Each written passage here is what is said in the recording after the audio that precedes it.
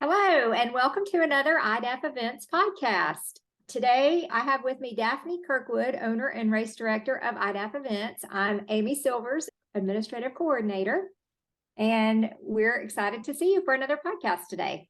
Yes, welcome everybody. We're excited. Summer is here and we are full blown into our summer events and planning them and getting them all prepped and ready. So we're excited to have you guys join us today for the podcast. Yes. And today we're going to talk about the Hendersonville Triathlon. It is Saturday, June 17th in Hendersonville. And we're excited that this race is happening again. I got to see it for my first time last year, first time ever witnessing a triathlon. Man, there's some talented athletes. Wow. Yes, there is.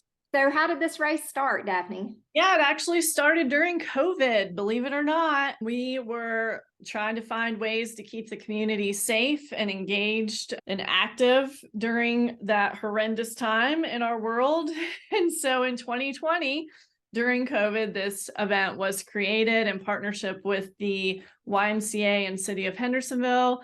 It's a staggered time trial start. So we were able to really stagger people getting into the pool and having no contact with each other. And it's still that way to today, except it moves a little bit faster. We have more people in the pool and that sort of thing. But that's how it came about.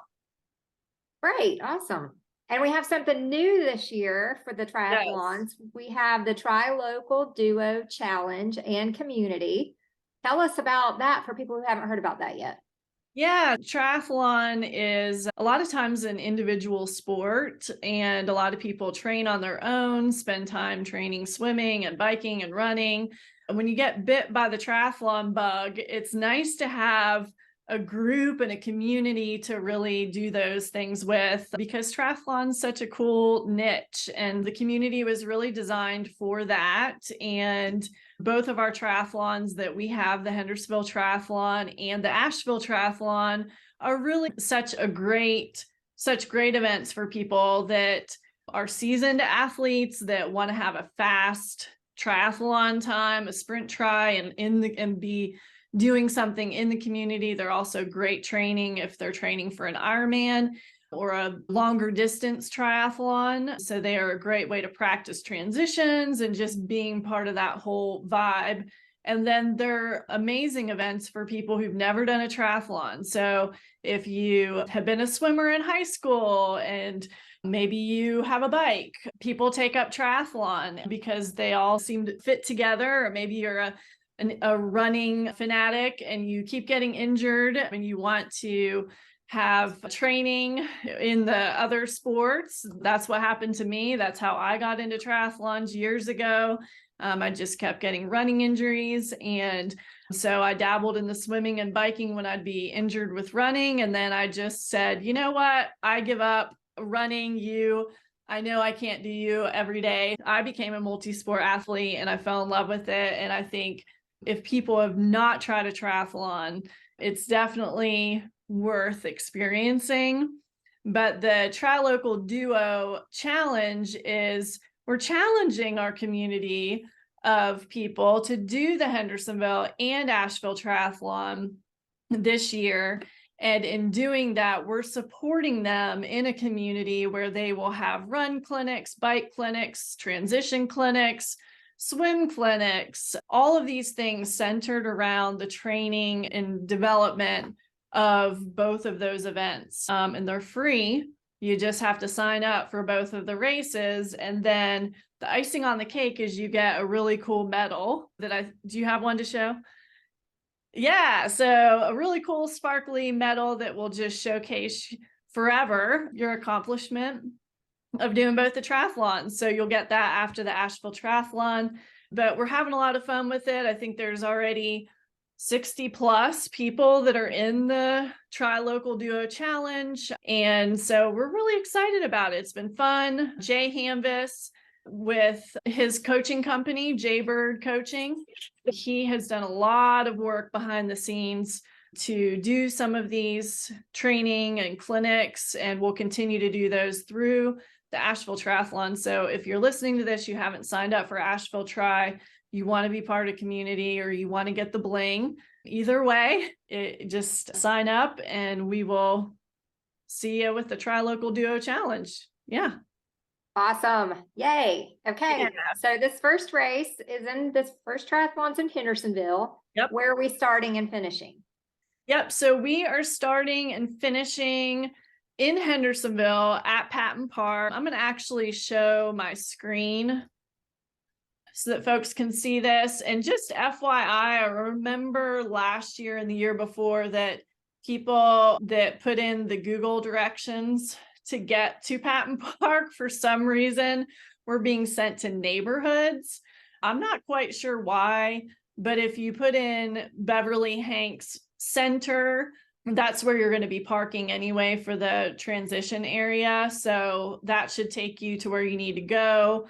But if you take a look here at this map, which is on the event guide that you should have received if you have already signed up for the event, it has all the information that you need on there, including a link to this map.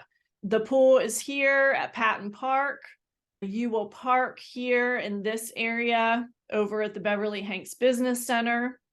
You'll walk through this area right here and you will come over to the pool. There's restrooms here. You enter the pool at the front and you will line up along the side here for the swim start. You exit the pool here and you come across here, and then you will find your car, get your bike stuff. You run behind this building and you head out on the bike, and then you come back, put your bike stuff up, and you come through this area, you run through here, and you come out, you do your run, and you come back and you finish. And I go into a lot of detail on that on the transition video that is online as well on YouTube, and it's linked on the event guide. So I highly recommend that if you've not seen that, pull it up and look at it. I give you step by step. I'm there at the pool. I walk around. I show you exactly what the flow looks like so that you are prepared for that. Great. That's very helpful. Okay. How about, what if someone wants to participate in the Tri Local Duo Challenge, but the date for Hendersonville Triathlon doesn't work for them? Can they do it virtually and still count? Absolutely. Yep. You can go swim, you can bike, you can run, you can do all those things on your own and submit your times online through Race Roster and still be part of the challenge. Yep. Great. Awesome. Okay. We typically have a charity or a nonprofit partner for our events. Who will we have? It looks like we have several this year. Who are we helping this year? Yep, of course, the YMCA of Western North Carolina, Hendersonville Y specifically. The Friends of the Ocklawaha Greenway, which is where you will run. They come out and assist with the event, and we give funds from it to them. And then I Dream Athletes Foundation, which is our sister nonprofit. And we will give funds to help with scholarships in the community for folks who are in need. And if you want to find out more about that, you can look it up online. Also, Amy, since you are the queen bee of registration and packet pickup, tell us how that works this year. Okay, sure thing. First of all, we did offer pre-event shipping. You can, during registration, we started during COVID that we've left that option on. It's super convenient. You can select an option to have your timing, chip or bib, ankle band, swag shipped ahead of time and not even have to worry about coming to a packet pickup. That is a super convenient option. If you missed that deadline, check that out for the next event. For in-person packet pickup, we actually have added a new time. So we have 3 opportunities. We have Thursday, June 15th from 11 to 2 at Hunter Subaru. We have Friday, June 16th. This is the new one from 4:45 to 6:30 at Patton Park. And that will be actually the Bark and Bolt race that's happening. And we're also going to allow Hendersonville Tri people to swing by and grab their stuff there while we're doing the Bark and Bolt pickup. And that'll be on the field, on the grass field for anybody who is showing up for that, since we'll be there for the Bark and Bolt race, which you're welcome to come and attend. But just so you know, you do need to come out to the grass field. Okay. And then Saturday morning of 6 a.m. to 6:45 at the pool at Patton Park Pool.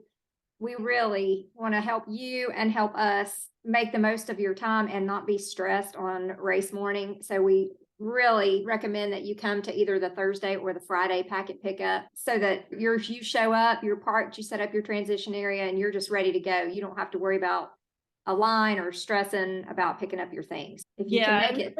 And there's different things that you're going to get at packet pickup, and you'll have to take them to your car, and you're at the pool on Saturday morning ready to go swim. So really the Saturday is more like an emergency packet pickup. So send somebody if you can't come Thursday or Friday.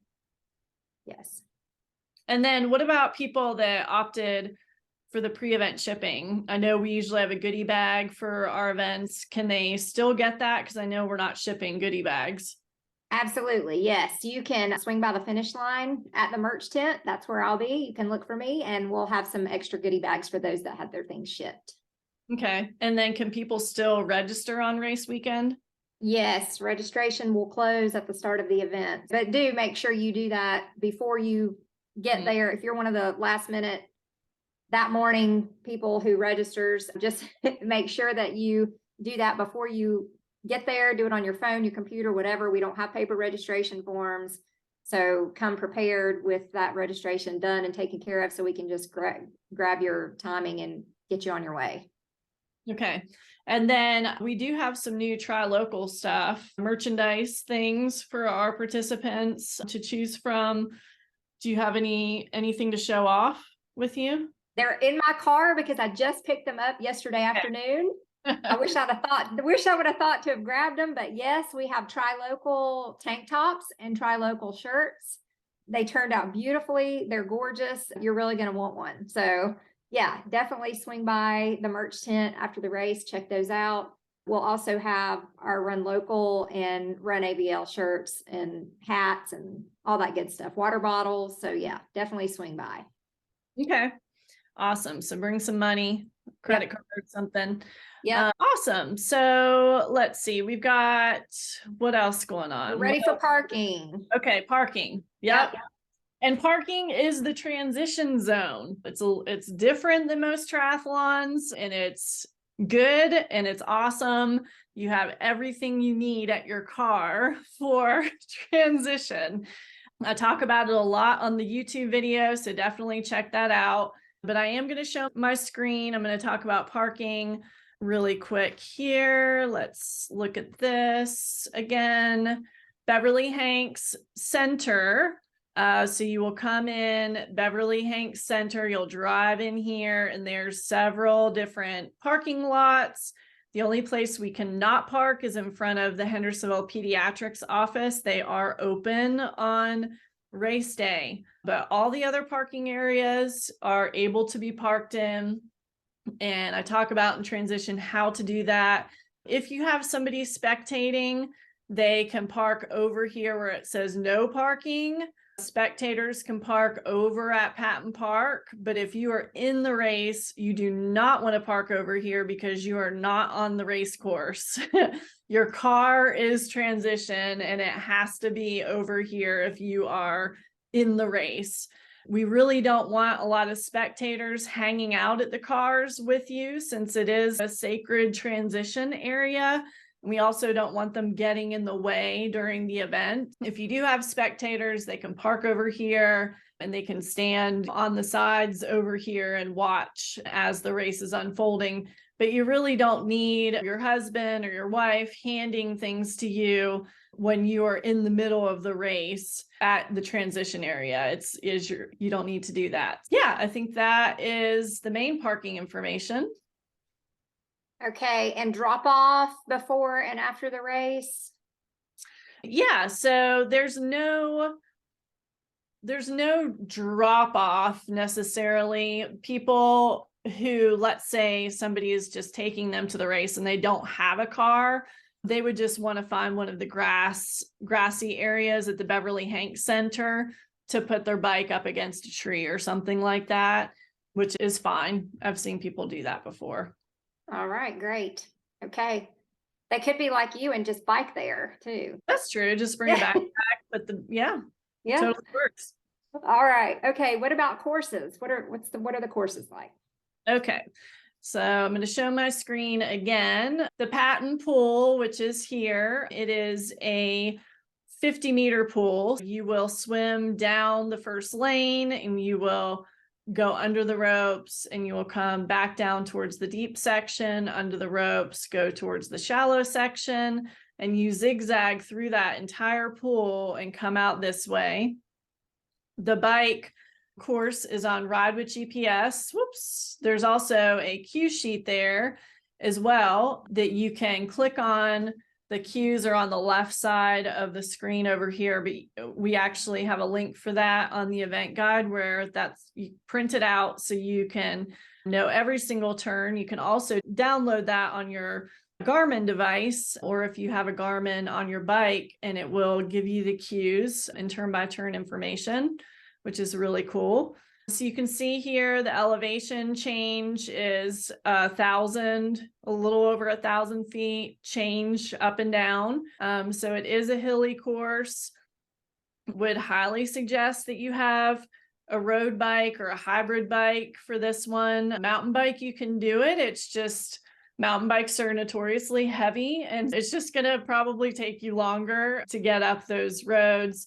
There's only one section that is an off-road section. Everything else is road. So if you zoom in on this map, I'm just going to show you here. This is that parking lot where the transition is at in your car. And then you run around the back of this building, and up here on this little greenway path is where there will be a mount and a dismount line. So you're pushing your bike up until you get to this line. You hop on your bike, you will cross some railroad tracks here, and then you take a left and you head out on North Main Street. North Main Street turns into Clear Creek Road. So this is what it looks like here. And then Clear Creek Road, we're still on it. We're still going straight. You go by the Tar Heel asphalt plant. And this is all newly paved here because they have a new housing community. The end of Clear Creek, you take a right on Howard Gap Road. And not far after that, you're going to take a left right before mile 3. Trying to zoom in here. And I believe that is Salisbury Road right there. Let's see, Howard Gap. Yes, Salisbury Road. You follow Salisbury. It's a funny name, Salisbury. Head to mile 4. And at the end here, you're going to be taking a right. And all of this will be marked with signs and markings on the road and everything like that. So you don't have to try to memorize it. And if you don't have a Garmin, that's fine.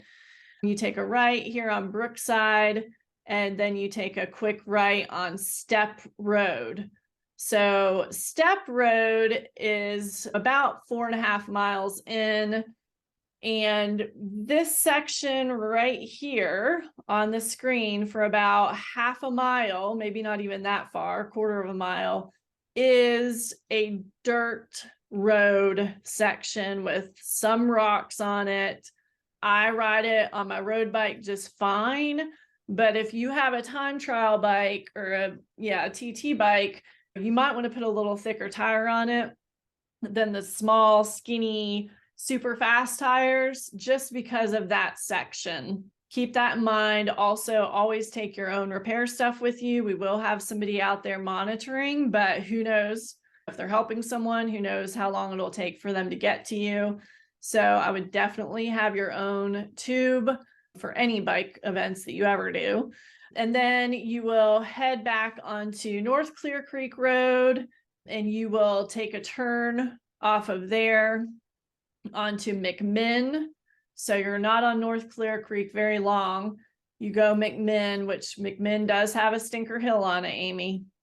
Oh boy, your famous yeah. stinker hills. It's got a stinker about mile 6, but you got a nice long downhill, and then you get back onto Clear Creek. You come straight through this intersection here, And then you go on to Zebcorn Road, which takes you back to Howard Gap Road, and then to Nix Road, which is a cut through, and then you're back on Clear Creek Road. So you're doing a big old lollipop, basically, for the bike course. So you come back down Clear Creek, repeat that back on North Main Street, and then you come across those railroad tracks and come to the dismount line, get off your bike, and run around the back of the building. There'll be signs, it'll show you exactly what to do, and then go to your car, put your bike stuff away, and get on your run things. Let me pull up this map again,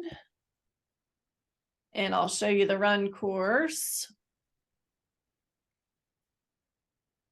Just to orient you, this is the Beverly Hanks Center where you've parked. And I'm gonna change the view on that. It's where you parked, right here. So you will run out of transition and you will head over towards the ball field. Towards the transition, you'll run around the ball field, the outside of it. And you will hang on the greenway, go across those railroad tracks that you've already crossed on the bike course, go across North Main and head down onto the greenway. Once you're down on the greenway, you go around the kiosk and you follow that the whole way out to here, to the turnaround, which will be marked, and we'll have a volunteer there.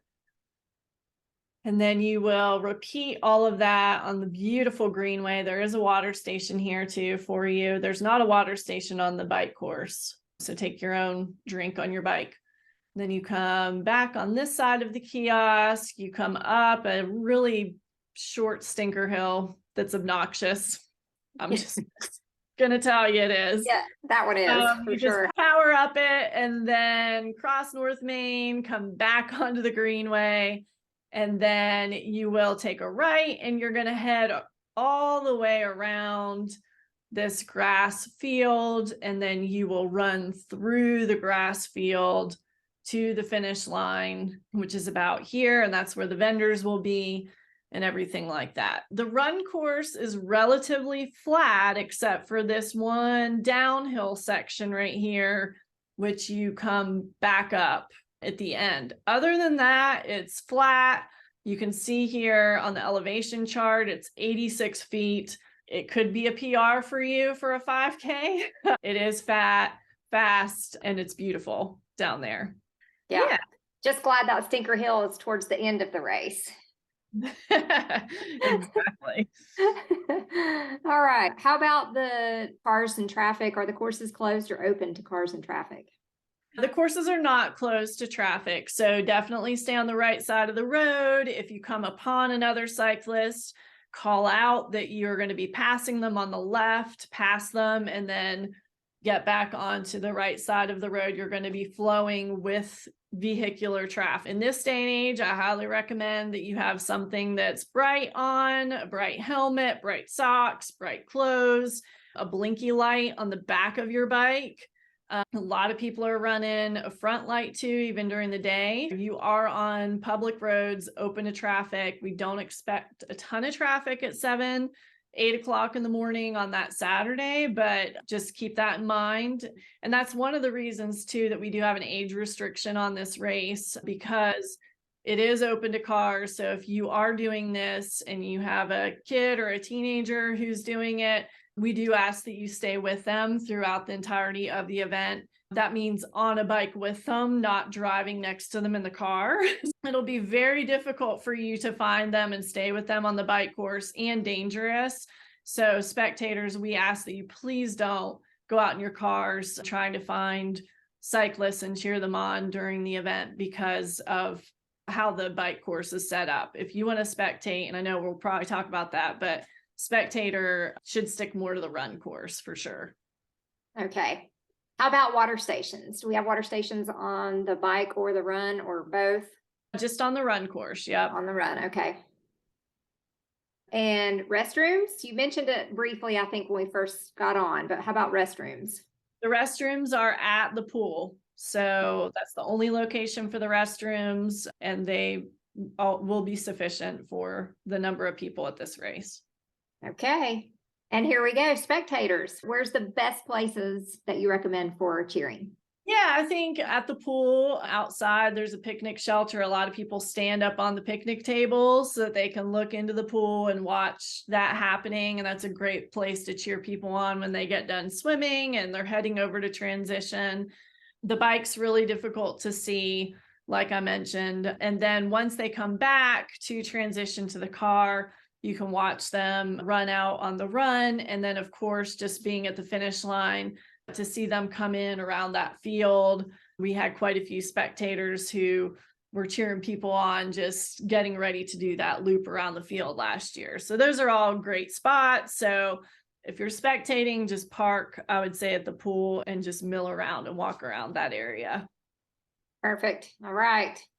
Okay, let's talk about course markings and signs. First of all, you and I both run with music, but since we're going to be on open roads to traffic and such, just if you're going to have them in, maybe just use one, or at least keep the volume down really low so you can hear traffic and volunteers. And yeah, I would say on the bike, just not even having headphones is appropriate because you're going to be on roads. On the run, you're on the greenway. There's more opportunity, I would say. Just keep the volume low so that you can hear volunteers and also hear people cheering for you. We also will mark the course. The bike course will be marked in pink paint on the roads as well as yard signs. And then the run is marked in yellow paint. So that information is on the Ride with GPS maps, the cue sheets. We have a lot of people who will go the day before, the week before, and they'll either pre-ride or they'll drive in their car the bike course just so that they're familiar with it. And that's totally fine and acceptable thing to do. okay, great. What are other things that participants need to be aware of? Yeah, so I talk about this in the transition video, but just to emphasize it, when you park and transition, you want to park so that you are prepared to leave. So you want to back into your parking space so that when you're leaving, you can drive straight out.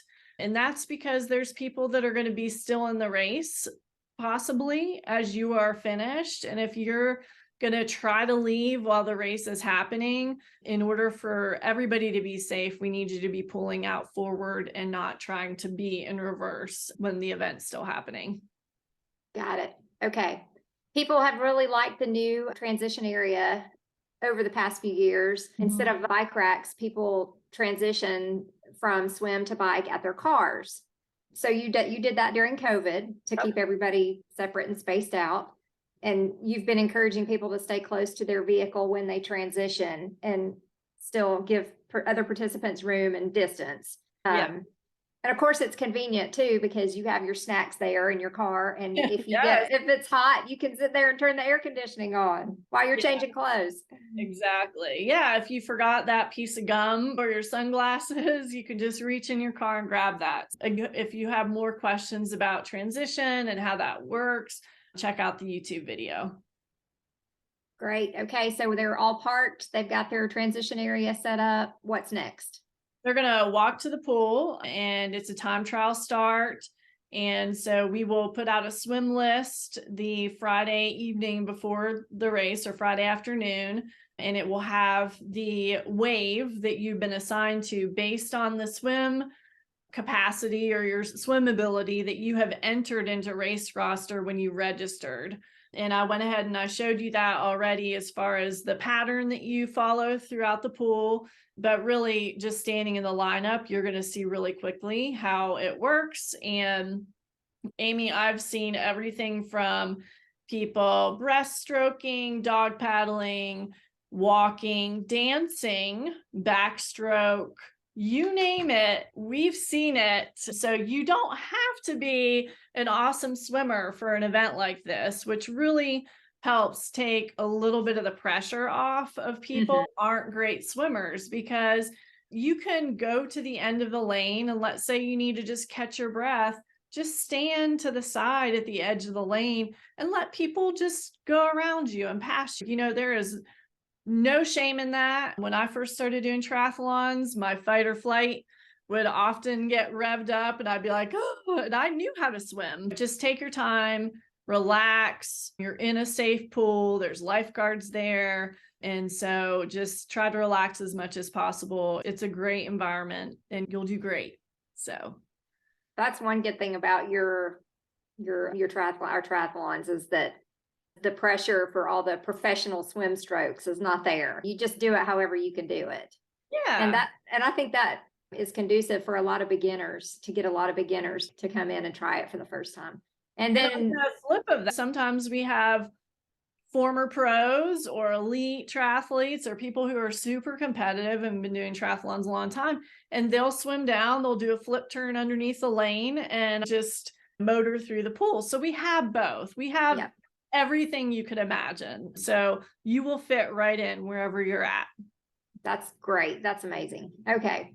And I know last year we had a little contest and we had some wild and crazy entrances into the pool. Are we Yes. going to do that again this year? Yes, of course. Oh, it was so much fun. So we was. had the best, most creative swim entrance on race day. This also, guys, is not only fun, but it's a way to, again, help take a little bit of that pressure off and stress and just start you by enjoying yourself and having fun. So if you haven't been practicing yet, start practicing your belly flops, your cannonballs, your perfect dives, your silly jumps, like all of the things that are just fun, because we're going to encourage you to do that as you're jumping in the pool, and we'll have a photographer there taking those photos. And then the person who wins gets a free entry to the following year. So That's worth it. That's worth trying right there anyway. Yeah. Okay. After the swim, they're going to exit the ladder in the deep end, run towards the covered picnic area, throw on their shoes, run through the Patton Park parking lot to the footbridge and back to their vehicle at the Beverly Hanks parking lot. Yep. And some people, Amy, do not put shoes on from the swim to bike transition at that picnic shelter. The very first year that we did this, they were redoing the parking lot at Patton, and there was a lot of gravel. And so we really encouraged that. But it's really up to the individual. If they want to put a pair of running shoes there, they can. They don't have to, but they can check that out ahead of time. But yeah, so then they go to their car at the parking lot. They have all their bike stuff already laid out. They put their helmet on. Got to have a helmet to do this race. You cannot race if you do not have a helmet. It's North Carolina law. So we will stop you if you do not have a helmet on, and you will be disqualified, unfortunately. But you got to protect that noggin. It protects the rest of your body as well. So put that helmet on. You can already have your bike stuff already, your shoes outside, all the things that you're going to need for the bike. And then you, like I said, push your bike behind the Beverly Hanks business area, go up to that mount and dismount line, and then you will start as well. Right. Yep. Okay. And on the bike course, you went through where they ride to, but let's talk a little bit about the run course now. Yeah. And so the run is all on that greenway, and you can just watch for the volunteers, watch for the signs. It's pretty straightforward on the run course, actually. Yeah, I think we covered most of all that. Okay. So we did our swim, we did our bike, we did our run. You've already covered all that. So let's go to after the race. What happens when we finish? After the race, we're going to hang out and we're going to celebrate with you. We will have the Hendersonville Community Co-op there with snacks and drinks, Jam Bar, which is a new nutrition energy bar. If you haven't tried them, we'll have some of those. Yoga and massage, we'll have post-race massages. Movement for Life, physical therapy. They'll be on site to do some injury screenings. And we might have some other ones join us too, but that's what we have right now. Here we might have coffee there too. Yeah, Bare Bones Brew House will have their coffee cart. Usually they set that up around the pool area in the morning. So that will be there as well for you to get your coffee fix before you start racing, or for your spectators that are joining you. Okay. And we will have results posted, as always, online at iDaph.net. And we have some cool prizes. We have new custom Hendersonville Tri pint glasses. Yeah, they're awesome. And how does the award ceremony work this time? I know we're mixing it up a little bit now. We are. So the award ceremony will now be for overall award winners, and it'll be somewhere between 9:30 and 9:45 at the finish line. And the overall award winners will be called. They can come up and get their award. And then as soon as that part of the ceremony is done, age group winners can just walk to just step over to the merchandise tent. We'll have a list of those winners.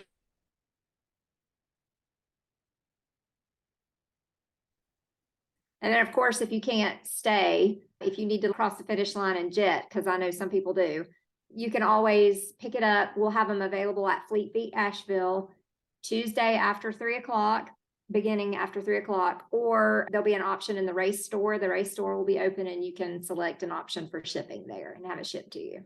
Okay, cool. How about pictures? Are we going to have one of our awesome photographers there?